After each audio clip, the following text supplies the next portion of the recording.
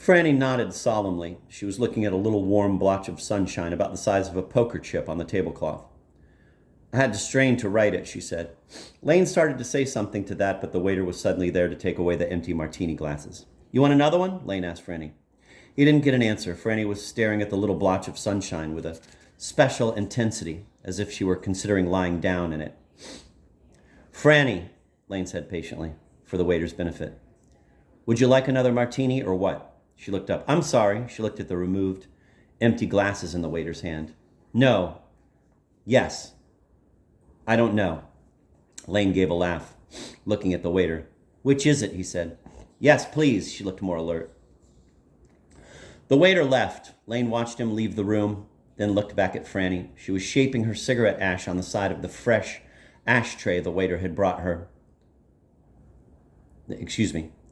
She was shaping her cigarette ash on the side of the fresh ashtray the waiter had brought, her mouth not quite closed. Lane watched her for a moment with mounting irritation. Quite probably he resented and feared any signs of detachment in a girl he was seriously dating. In any case, he surely was concerned over the possibility that this bug Franny had might bitch up the whole weekend. He suddenly leaned forward, putting his arms on the table, as though to get this thing ironed out, by God. But Franny spoke up before he did. I'm lousy today, she said. I'm just way off today. She found herself looking at Lane as if he were a stranger, or a poster advertising a brand of linoleum across the aisle of a subway car. Again, she felt the trickle of disloyalty and guilt, which seemed to be the order of the day, and reacted to it by reaching over to cover Lane's hand with her own.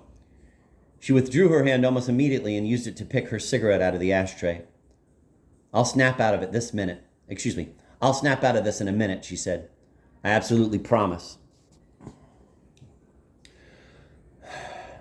She smiled at Lane. In a sense, genuinely, and at that moment a smile in return might at least have mitigated to some small extent certain events that were to follow.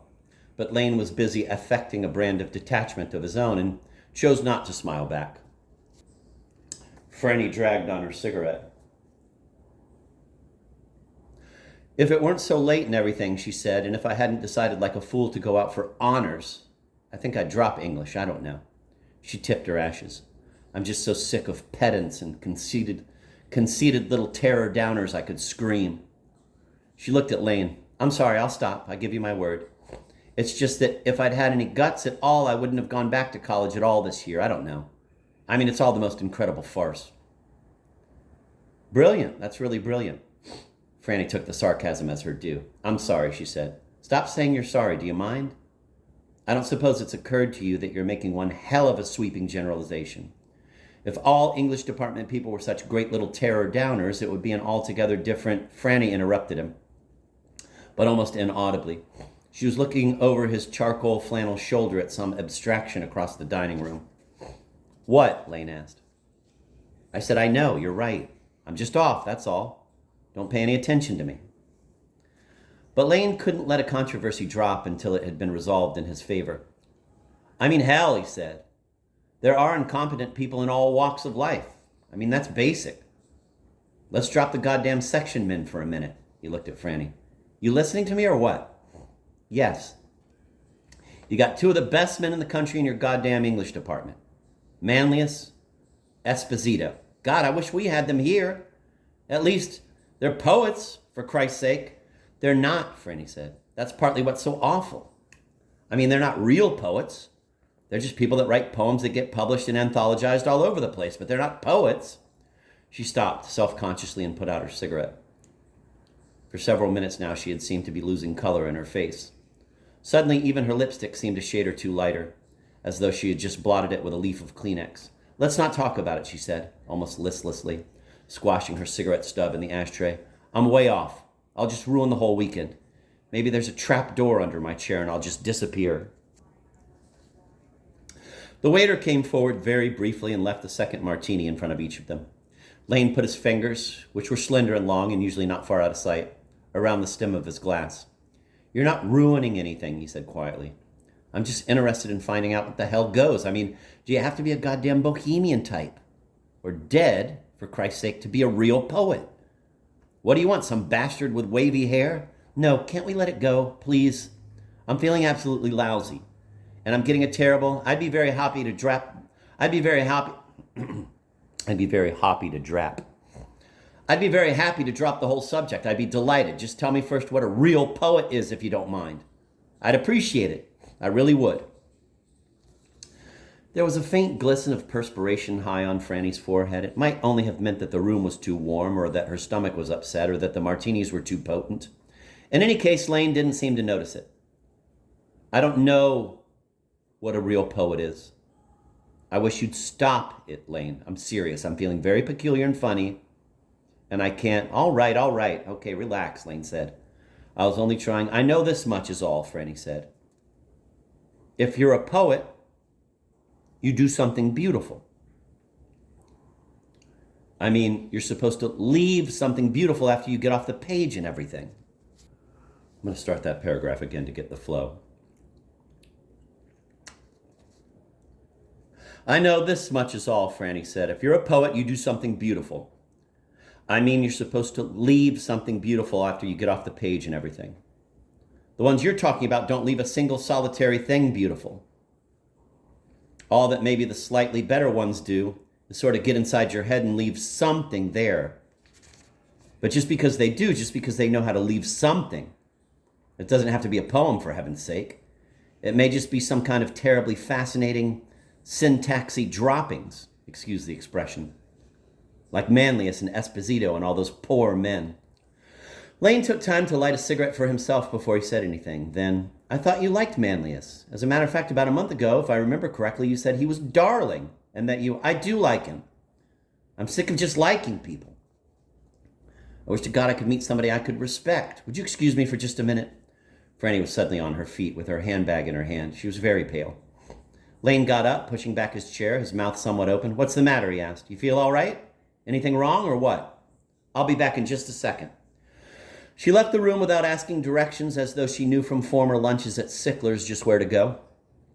Lane, alone at the table, sat smoking and taking conservative drinks from his martini to make it last till Franny got back. It was very clear that the sense of well-being he had felt a half hour earlier at being in the right place with the right-looking girl was now totally gone. He looked over at the sheared raccoon coat, which lay somewhat askew over the back of Franny's vacant chair, the same coat that had excited him at the station, by virtue of his singular familiarity with it, and he examined it now with all but unqualified disaffection. The wrinkles in the silk lining seemed for some reason to annoy him. He stopped looking at it and began to stare at the stem of his martini glass, looking worried and vaguely, unfairly conspired against. One thing was sure, the weekend was certainly getting off to a goddamn peculiar start. At that moment, though, he chanced to look up from the table and see someone he knew across the room, a classmate with a date. Lane sat up a bit in his chair and adjusted his expression from that of all-around apprehension and discontent to that of a man whose date has merely gone to the John, leaving him, as dates do, with nothing to do in the meantime but smoke and look bored, preferably attractively bored.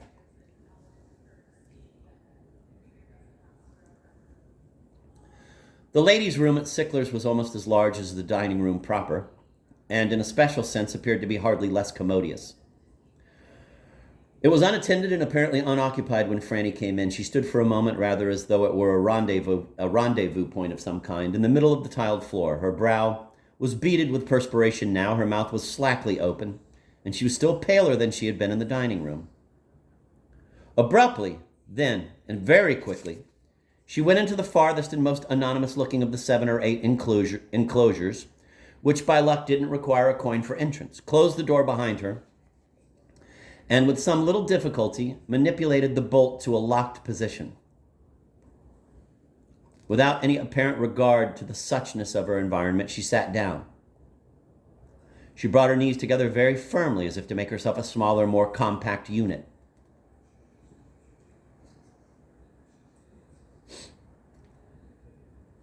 Then she placed her hands vertically over her eyes and pressed the heels hard, as though to paralyze the optic nerve and drown all images into a void-like black. Her extended fingers, though trembling, or because they were trembling, looked oddly graceful and pretty. She held that tense, almost fetal position for a suspensory moment, then broke down. She cried for fully 5 minutes. She cried without trying to suppress any of the noisier manifestations of grief and confusion. With all the convulsive throat sounds that a hysterical child makes when the breath is trying to get up through a partly closed epiglottis. And yet, when finally she stopped, she merely stopped without the painful knife-like intakes of breath that usually follow a violent outburst-inburst. When she stopped, it was as though some momentous change of polarity had taken place inside her mind, one that had an immediate pacifying effect on her body. Her face tear-streaked but quite expressionless, almost vacuous, she picked up her handbag from the floor, opened it, and took out the small pea-green cloth-bound book. She put it on her lap, on her knees, rather, and looked down at it, gazed down at it, as if that were the best of all places for a small pea-green cloth-bound book to be. After a moment, she picked up the book, raised it chest-high, and pressed it to her firmly and quite briefly. Then she put it back into the handbag, stood up, and came out of the enclosure. She washed her face with cold water, dried it with a towel from an overhead rack, applied fresh lipstick, combed her hair, and left the room.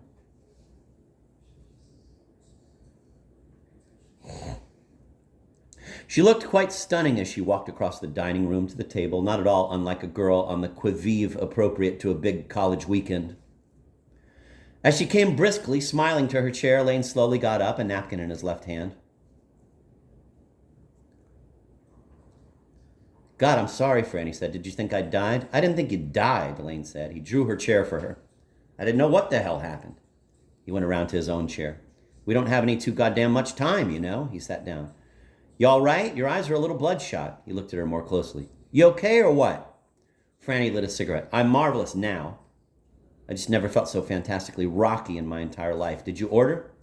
I waited for you, Lane said, still looking at her closely. What's the matter anyway, your stomach? No. Yes and no. I don't know, Franny said. She looked down at the menu on her plate and consulted it without picking it up. All I want's a chicken sandwich and maybe a glass of milk. You order what you want and all, though. I mean, take snails and octopuses and things. Octopi. I'm really not at all hungry.